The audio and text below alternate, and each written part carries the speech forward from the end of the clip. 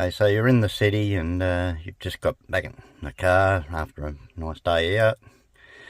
And what can happen sometimes is radio frequencies around the area could be interfering with this, your key. So what do? You go to start it, nothing, won't start.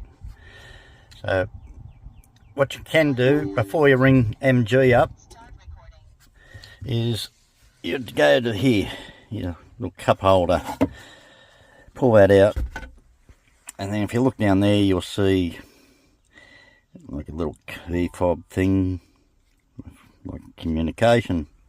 So place your key on top and press your start stop. Just works straight away.